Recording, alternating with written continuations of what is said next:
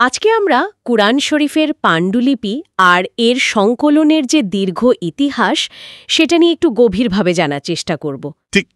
মানে আমাদের হাতে যে তথ্যগুলো আছে, বিশেষ করে গবেষক শ্রী অসিত বর বা অন্যান্য ঐতিহাসিক গবেষণা, সেগুলোর ভিত্তিতে আর কি। হ্যাঁ, বিষয়টা বেশ জটিল আর অনেকগুলো স্তর আছে।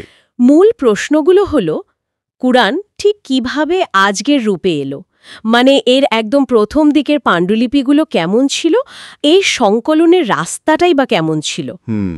শুরুতেই একটা জিনিস পরিষ্কার করা দরকার, কুরআন কিন্তু প্রথম থেকেই আজকের মতো ছাতা বই আকারে আসেনি। না, সেটা তো বটেই, হাতে লেখা ছিল। হ্যাঁ, হাতে লেখা পাণ্ডুলিপি, যেগুলোকে মুসাফ বলা হতো। আর সবচেয়ে অবাক করার মতো তথ্য হল, নবম শতাব্দীর আগে কিন্তু একটা সম্পূর্ণ কুরআন, মানে আগাগোড়া এক বইতে বাঁধাই করা অবস্থায় পাওয়া যায়নি। বলেন কি, নবম শতাব্দীর আগে? তার মানে তো মুহাম্মদের মৃত্যুর প্রায় ২৫০-৩০০ বছর পর। ঠিক তাই, ২৫০ থেকে ৩০০ বছর লেগে গিয়েছিল একটা সম্পূর্ণ কপি পাওয়া যেতে। এই সম্পূর্ণ নয়। না, একদমই না। খুবই খণ্ডিত অবস্থায় পাওয়া গেছে। বেশিরভাগ ক্ষেত্রেই দেখা যায় বর্তমান কোরআনের হয়তো ৩০-৩৫% বা তারও কম অংশ সেগুলোতে আছে। আচ্ছা। আর মক্কা বা মদিনার মতো জায়গায় কিন্তু এরকম কোনো আদি পাণ্ডুলিপি পাওয়াই যায়নি। এটাও তো একটা ভাবার বিষয়। আচ্ছা, সানা পাণ্ডুলিপি নিয়ে যেন একটা বিশেষ ব্যাপার আছে, লেখার ওপর লেখা। হ্যাঁ, ওটাকে প্যালিমসেস্ট বলে। মানে পুরনো লেখা মুছে বা ঘষে তুলে তার ওপর আবার নতুন করে লেখা হয়েছে। আর মজার ব্যাপার হলো, নিচের লেখার সাথে কিন্তু ওপরের লেখার মিল পাওয়া যায়নি। তার মানে কি টেক্সটে পরিবর্তন আনা হয়েছে বা সংশোধন? সেরকমই ইঙ্গিত দেয়। মানে পাঠের একটা বিবর্তন ঘটেছে আর কি। বার্মিংহামের পাণ্ডুলিপি নিয়েও একটা কথা আছে। হ্যাঁ, ওটার কাগজ নাকি মুহাম্মদের সময়েরও আগের হতে পারে। কার্বন ডেটিংয়ে এরকম পাওয়া গেছে। হ্যাঁ, কার্বন ডেটিংয়ের রেঞ্জটা ৫৬৮ থেকে ৬৪৩ খ্রিস্টাব্দ দেখে ওরকম একটা সম্ভাবনা তৈরি হয়। হয়তো কাগজটা আগে তৈরি ছিল, লেখাটা পরে হয়েছে। আচ্ছা, শুধু পাণ্ডুলিপির বয়স বা কতটা পাওয়া গেছে তাই নয়, ভেতরের লেখাটা পড়াও তো নিশ্চয় সহজ ছিল না, আদি আরবি লিপিতে তো। ঠিক ধরেছেন। মানে জের, জবর, পেশ এই স্বরচিহ্নগুলো ছিল না। বিন্দুগুলোও তো ছিল না, তাই না? নোক্তা যাকে বলে। একদম, নুক্তাও ছিল না। এগুলো তো অনেক পরে এসছে। সপ্তম অষ্টম শতাব্দীতে আবু আল আসওয়াদ আল দুয়ালি এগুলো যোগ করার কাজ শুরু করেন।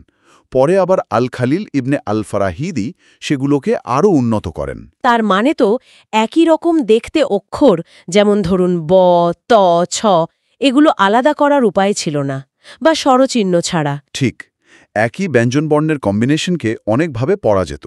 যেমন ক আর ল দিয়ে কালা, কুলু, কিল অনেক কিছুই হতে পারে। মানে কনটেক্সটের ওপর ভীষণভাবে নির্ভর করতে হতো।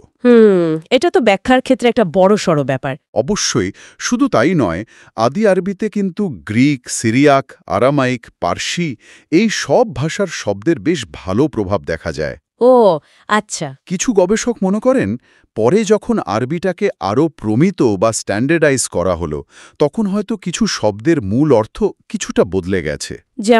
যেমন ধরুন, একটা দাবি আছে যে আদি পাণ্ডুলিপিতে নাকি মক্কা বা কাবা এই শব্দগুলো সরাসরি ছিল না, পরে ব্যাখ্যায় যোগ করা হয়েছে। ইন্টারেস্টিং।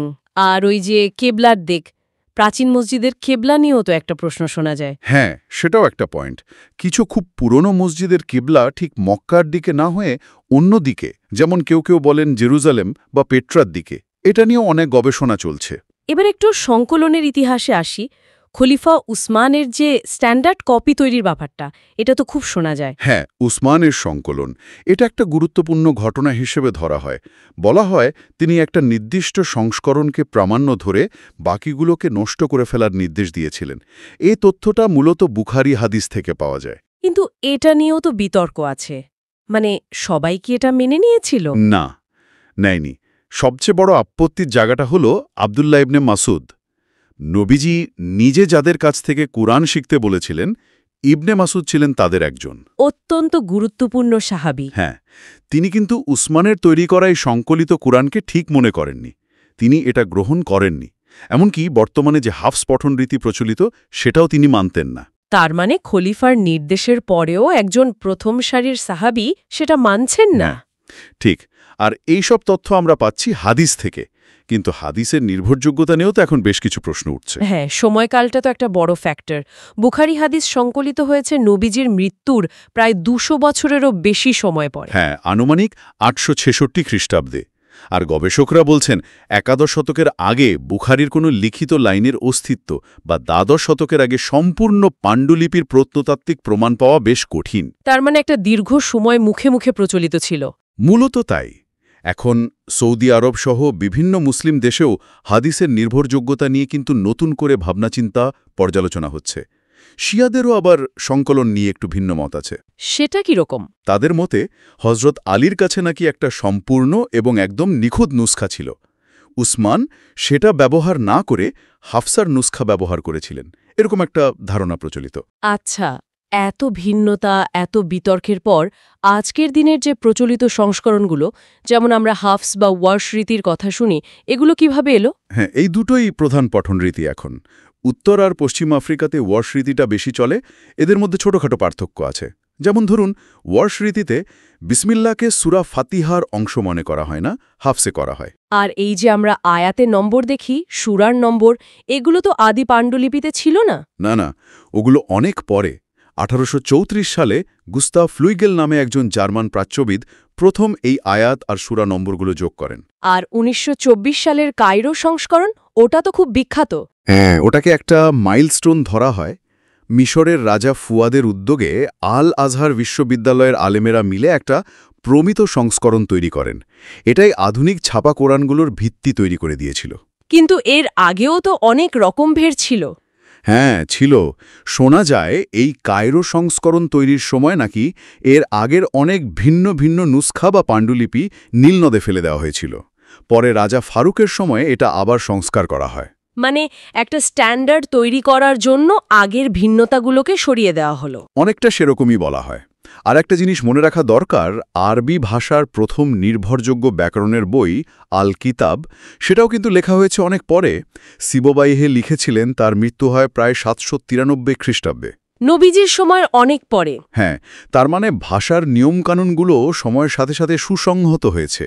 এই পুরো প্রক্রিয়ার পেছনে যে মানুষগুলো ছিলেন, মানে সাহাবীরা, তাদের নিজেদের মধ্যেও তো সম্পর্ক সবসময় সহজ ছিল না।